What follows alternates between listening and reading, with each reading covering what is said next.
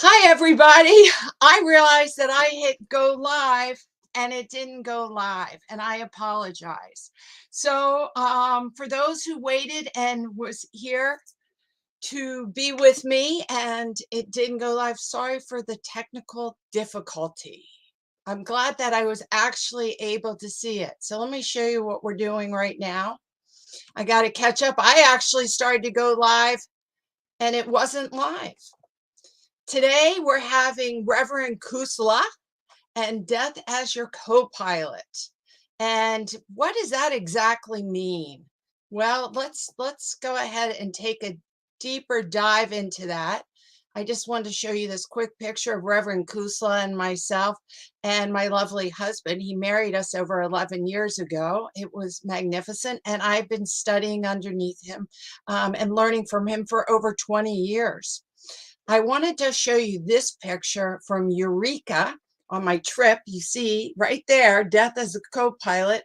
This is a mural in Eureka, and the theme was death as a co-pilot, death being on your shoulder, bringing out life. And so I took this picture. So I'm really excited to have him here, and let me go ahead and I'm just going to go and bring him in. We don't need to do a lot of details. I apologize. Reverend Kusala. I I apologize for that. Welcome to the PIP Show, Practicing Infinite Possibilities. And here is your name, Reverend Kusala. You know, we've been talking about what would be, this is the third time you've been on the show, and we've been talking about what would be interesting topics that provoke thinking. And we both said, you know what about death as a co-pilot? We were talking earlier, and you brought up 8 billion people are on this earth. 8 billion people. That's a lot of people being born. Mm-hmm. It is. And 11 years ago, we had 7 billion people. So with 11 years behind us, we have increased 1 billion on planet Earth. And what I was reading about this, they said the Earth can probably support 9 or 10 billion. So we got a couple billion to go before the Earth can't provide for us any longer, because there's too many of us. And one of my favorite quotes from the Matrix, the original Matrix, is Agent Smith called humans a virus that couldn't be controlled. And I thought, yeah, viruses, they like to duplicate, replicate, continue, and humans are pretty much the same way. And then as we talked a little bit earlier about what the Dalai Lama said, the best form of birth control is to become a monk or a nun. And I'm going, yeah, you know what? There you go. As long as they're good monks and nuns. But it's like we are, the Buddha warned us when he gave his first talk that we will be born, we will get old, we will get sick, and we will die. And in every lifetime we have lived, if one believes in reincarnation or rebirth, we have gone through that cycle. Birth, sickness, old age, and death. Birth, sickness, old age, and death. Nobody escapes, even the Buddha, even Jesus. Both had to face their own death in very different ways, needless to say. Well, I agree with you in that people like to have babies, but people do not like to die. I'm going to disagree with you on that. I think people like to have sex and babies show up. Oh, you know what? Then I'm going to retract my statement and I'm going to agree with you. I think you're right. People like to have sex. I had a different Buddhist teacher once told me that, you know why people like to have sex? It feels good and it's free until the baby shows up. It's free until the baby show up. Right. Then it's a little more expensive. Now, I love this quote from Gibran. For life and death are one, even as a river and the sea are one. And so people think birth, oh, this is a celebration.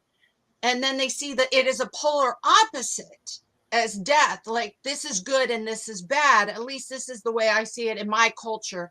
It's like a shock when someone dies and it's a celebration when someone lives, but from the beginning of time they're actually one.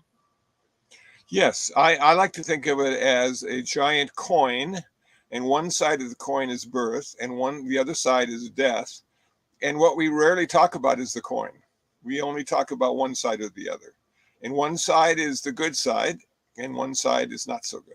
And if you follow football at all, and they go into overtime, they always flip the coin, and you get to choose what side you want.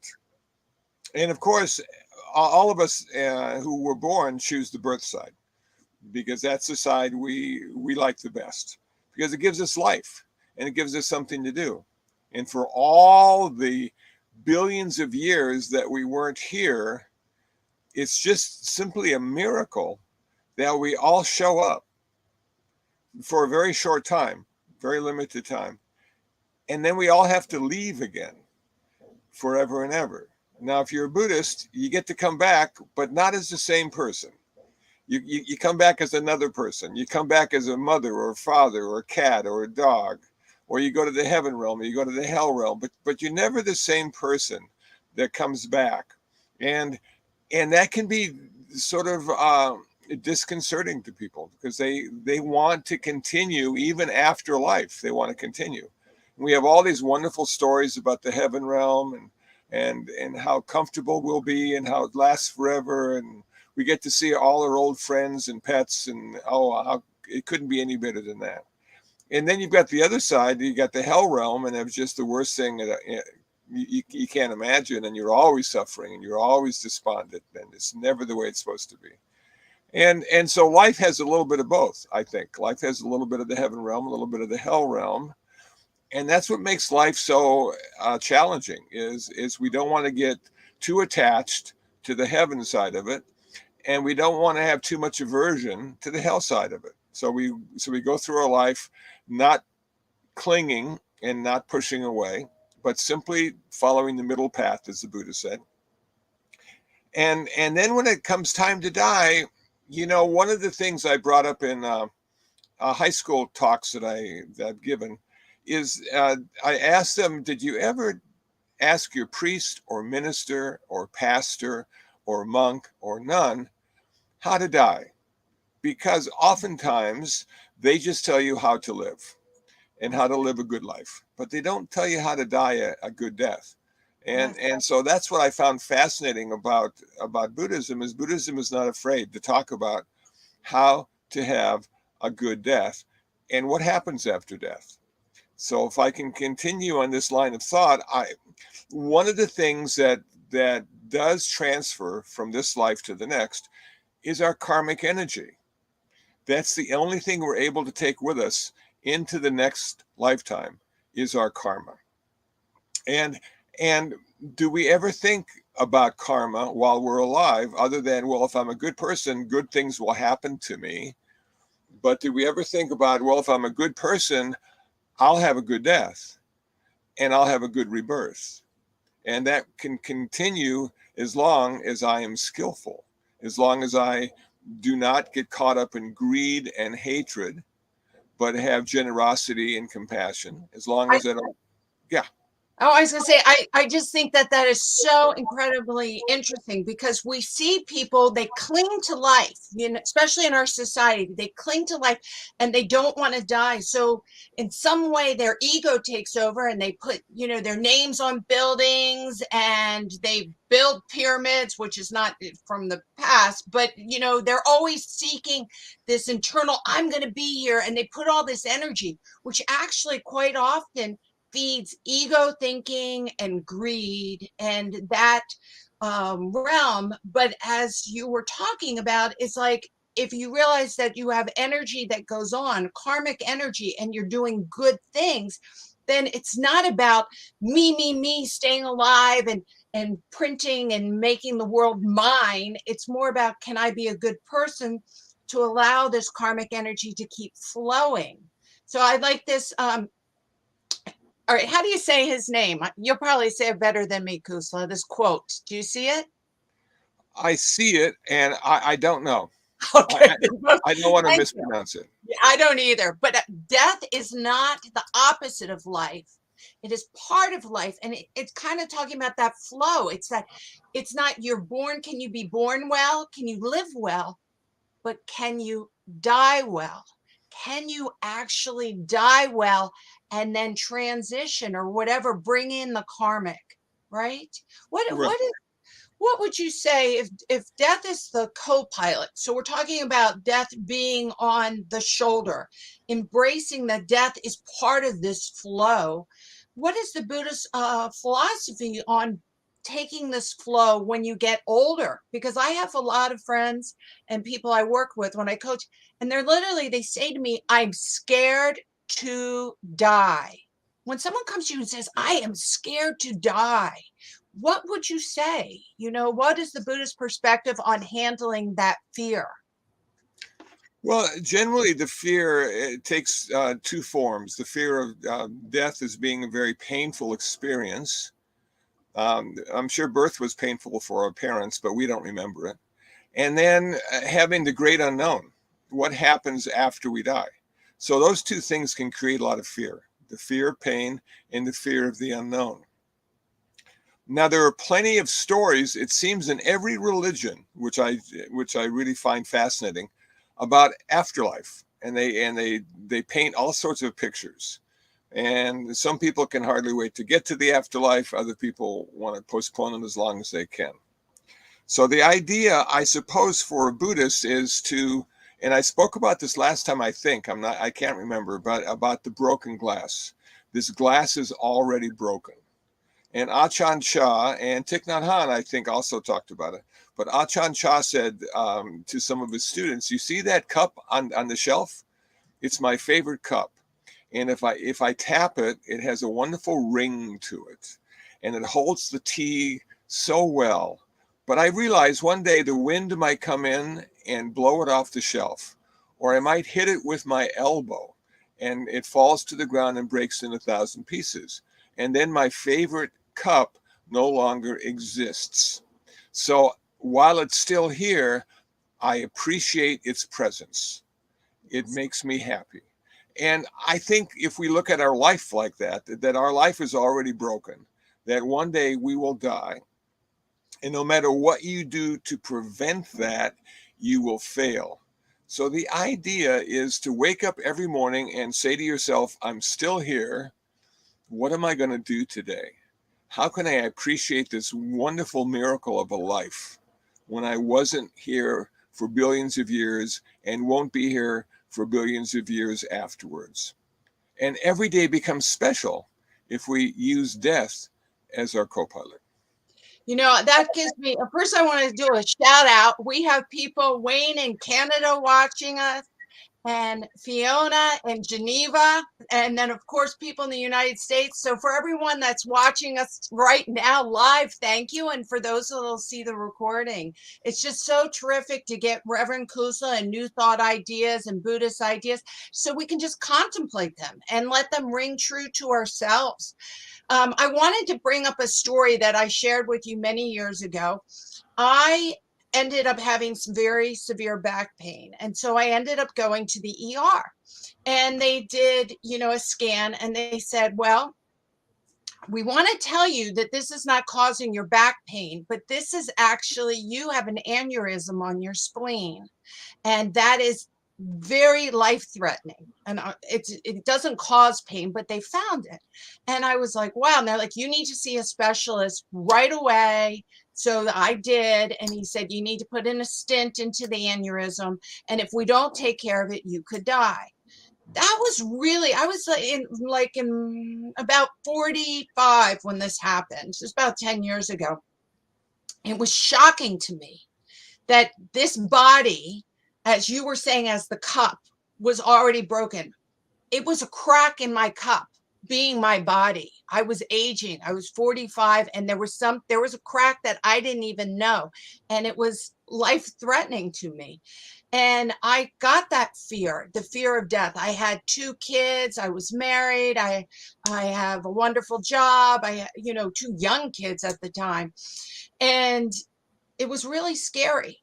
And I had to sit and I kind of meditated and I thought, okay, I'm either going to embrace this and make a choice to be more alive, or I am going to be in absolute panic and fear until I have my operation. And I told you this, and you leaned into me and you said, Lindsay, that's a good thing. You could have death as your co-pilot. You're now more alive than ever. And I realized you were right. There's cracks everywhere. We all have cracks within us. You know, just like the cup, they're already there, even though we might not know it. So why are we so surprised? We need to embrace it. And I woke up every day and I opened my eyes and I thought, I'm alive. I'm alive. I was so excited I was alive. And it changed my life with that realization, having that experience. And I want to thank you very much for that. Here's a little bit of humor from Mark Twain. You have such a great voice. Can you read it for me? Sure, I do not fear death. I have been dead for billions and billions of years before I was born.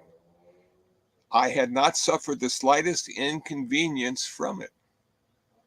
So as we think back to all the centuries and years and billions that we weren't here, it seemed to be pretty safe and not too fearful at all. The fear, as I said, comes when we become conscious of the temporariness of our life, which usually happens in old age. And so let me just say a few things about dying that some people might find interesting and useful. Number one, the Buddha said our last thought is the first thought of the next lifetime. Oh. So we want to die with a good last thought. And that can be very difficult. So the first thing we need to do is turn off the television set in our hospital room. You know, we don't want the Today Show to be our last thought. Okay, so now how do we create a good last thought? If you've been meditating and understand how the mind works, you may have some control over that last thought. If not, there is a technique that I really like that I heard about a few years ago that I think would be useful to a lot of people. And it's creating a good book, calling it the good book. Now, it's not that book, it's the book that you're creating. So as we age, maybe middle age, maybe a little bit later in life than middle age, we want to get a notebook with blank pages, and we want to sit down every day at the end of the day and write 3 good things that we did today. 3 good things that we did today. And you continue to go through the notebook every day writing 3 good things. Now, it sounds like it'd be difficult, but no matter how we feel about our day, all of us have done at least 3 good, kind, compassionate things in one way or the other. So now we have this book that I call the good book of all the good activities, all the good speech that we've done. And now we're on our deathbed and we're trying to deal with that last thought. We want to make it a good thought. And oftentimes we end up filled with regret and dissatisfaction about a life we could have lived and didn't, and it goes on and on. And so our last thought may not be a good one at all, a positive one, a useful one. So now we have a friend or a relative sitting next to our bed, and they have our good book in their hands, and they start reading to us from the pages of the good book. Today you did this, blah, blah, blah. Today you did this, blah, blah, blah. And those thoughts then sort of start working through your head. And now you have only good thoughts. And as you pass away and go into the next lifetime, as the Buddhist would say, that last good thought will be the first thought of the next lifetime. So we're starting off with a very positive way of looking at our future life. Even though at the time we may not even be aware of thoughts or thinking, but it does affect us. So we need to think about these things at some point or another. Now, somebody said the other day to me, well, that's all really good if you're dying in a hospital or a hospice, or lucky enough to die at home. But what happens if you're in a car accident and you're in the 405 freeway and Yes. you only have a few minutes to live? How are you going to create a good thought out of that? And that's the practice we really need to do. We need to be able to go into our mind, our consciousness at any time, and create a good thought, something that's positive and useful, that will make our life better and make our experience of life better. Now, for me, when I think about what the Buddha said, may Buddha bless me and teach me and always be my truth. Now that makes me feel good, and that's a positive thought. And that would be one I would like to resurrect if I'm on the 405 freeway waiting to die. Or loving kindness, metta. May I be happy, peaceful, and free from suffering. May no harm come to me. May no difficulties come to me. May no problems come to me. May I always find fulfillment. Something like that.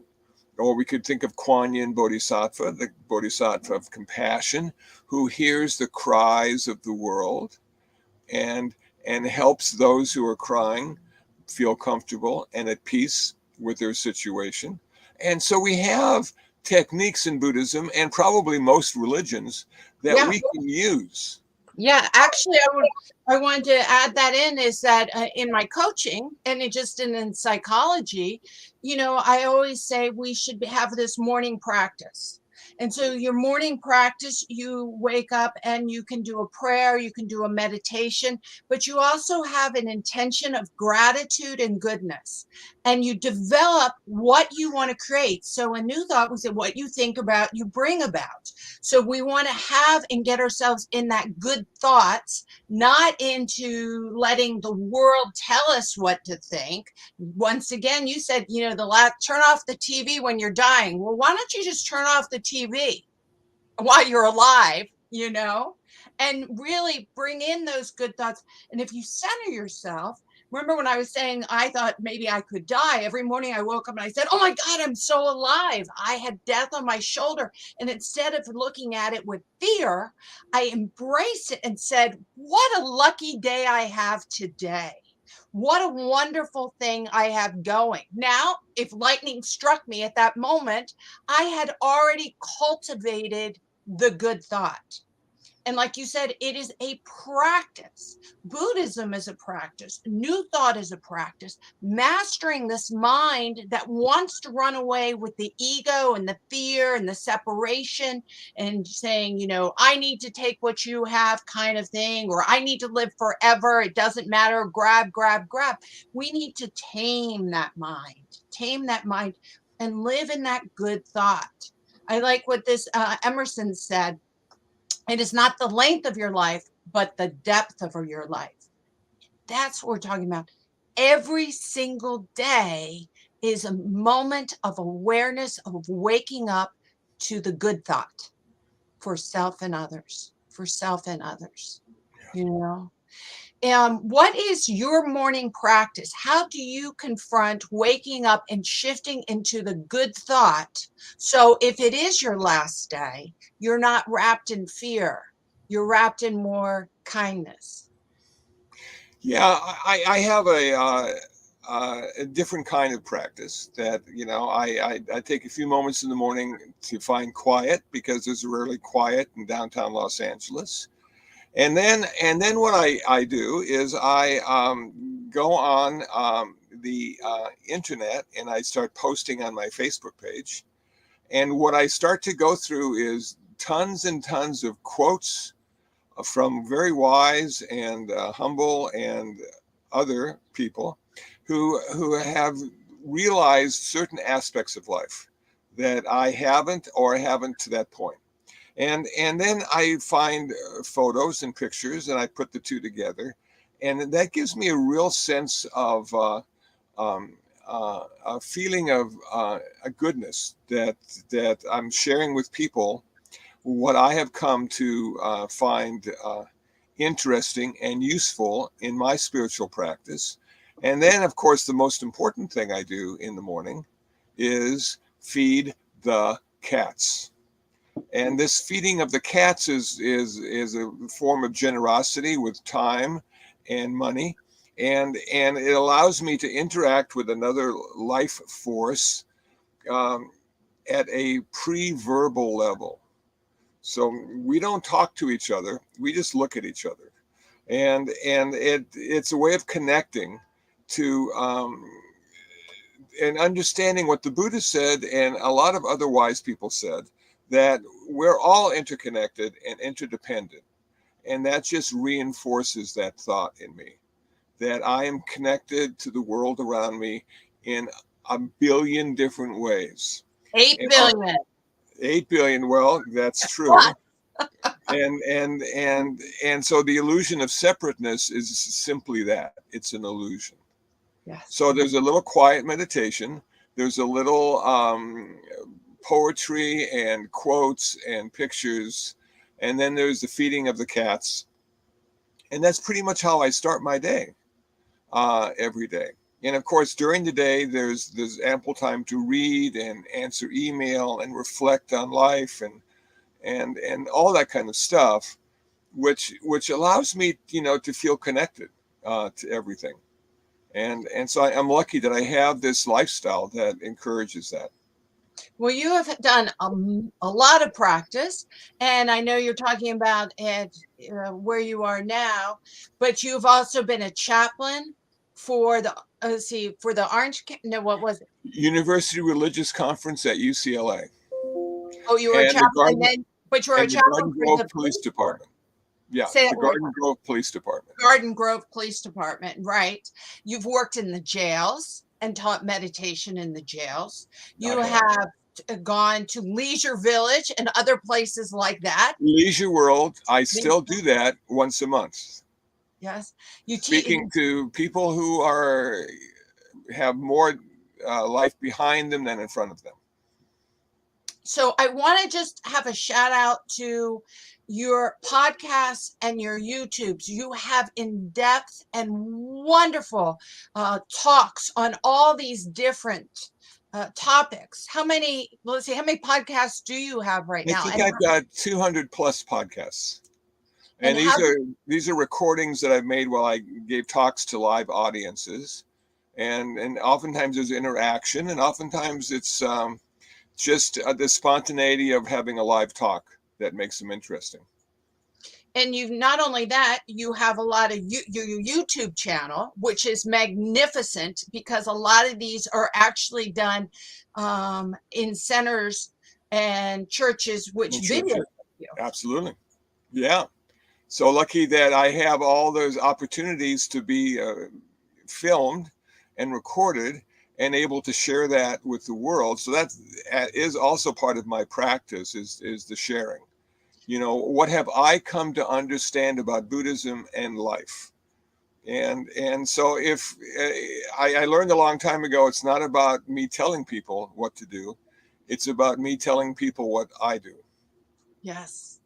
And so on that note, I love that you share every single day on Facebook.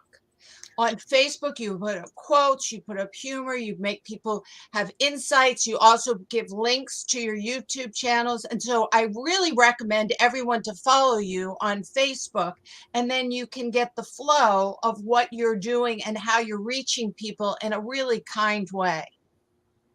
Yeah, thank you. Thank you. Yes, that's one of my favorite things to do, is to post on Facebook and post things that help people and make their life better. So if anyone would like to reach Reverend Kusala or donate, I want to say, to his cats to help feeding all your beautiful cats. Not that you asked me to do that, but it is just wonderful when people share. The information is in the below description on this video here, and anyone can reach me for further information about myself and my coaching, or to speak to Reverend Kusala. Feel free to reach me at centeredmoment@gmail.com. And I just really want to thank you so much Kusala, for being here. You are magnificent, and you have so much to offer in bringing, especially the American perspective from an American culture of Buddhism and how we can live it in the present moment in our society right now. Thank you. Yes, yes, that's the deal. If you can't use it, it doesn't have much value. So Buddhism is a very useful way of looking at the world. And so, for those who really have enjoyed this talk about having death as your co-pilot, feel free to share it to other people, and you can find it. It'll be on my YouTube channel, and it'll be on New Thought Media YouTube channel, and it'll be on Reverend Kusala's YouTube channel. So I just once again thank you so much. Thanks, Lindsay. Have a great day. Thank you. I want to thank everyone who has shown up. I'm sorry for the technical difficulty in the morning, but at least I figured it out pretty fast. And, like we were talking about, is that, things happen, things break. And it's not that we get upset that they break. It's not even that we're surprised that they break. But what you need to do is realize that you have the capability to shift, to think of a new way, to start a new practice. So I want to thank New Thought Media Network so much for allowing this opportunity to bring people like Reverend Kusala. Remember, this is his third talk with me, so feel free to go back into the YouTubes and see the past talks. New Thought Media Network is a nonprofit organization, and it does everything on donations. So I really want to thank everyone who has donated to New Thought Media Network as well. Let me go, and you can see I'm learning how to do all my banners. I want to thank you again, and here is see you next week, the day after Thanksgiving. And one thing I'll tell you about is what we're going to talk about is how did Thanksgiving go? How was it having that? What can we learn from that to better ourselves and to grow into the holiday season, to bring more loving kindness and peace to ourselves that we can share with others? Until next week.